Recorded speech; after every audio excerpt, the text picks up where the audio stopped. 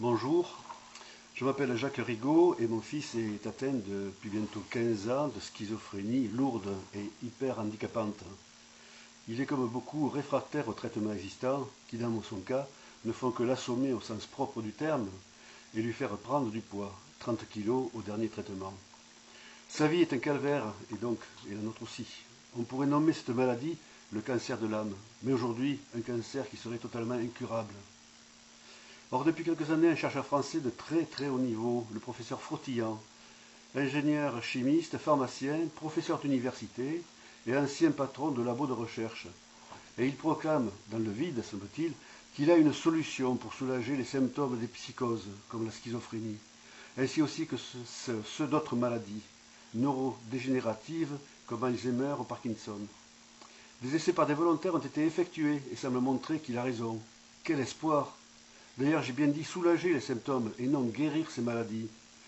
En effet, expliqué de manière simpliste, la solution du professeur Frotillan compense seulement les lacunes liées au non-fonctionnement correct des neurones concernés, en apportant ou en régulant la présence de certaines hormones, tout simplement à l'aide de patchs, comme ceux utilisés pour arrêter de fumer.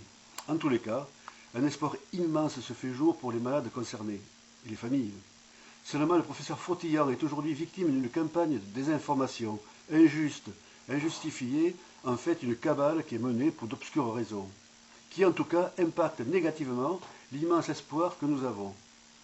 Et je demande que face à cette immense découverte, soit proclamée une sorte d'état d'urgence dans le cadre d'une guerre absolue contre la maladie mentale, pour aider, tester, expertiser, développer, diffuser la solution valentonine du professeur Frotillan.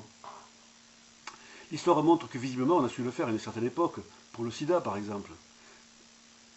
Pourquoi ne réussirions-nous pas pour une solution qui aujourd'hui est disponible techniquement? Elle existe. La barrière n'est finalement qu'une barrière liée au manque d'information de nos instances décisionnelles, polluées peut-être par certains malfaisants. Cependant, nous sommes très pressés et le plan retenu devra être un plan d'urgence. Je vous remercie de m'avoir écouté et n'hésitez pas à diffuser. Il y a urgence, oui.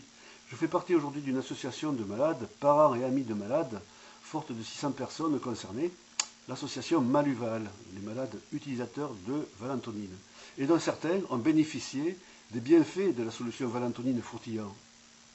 Pour de plus d'informations, vous pouvez consulter le site web à l'adresse valentonine.fr et je vous remercie de m'avoir écouté.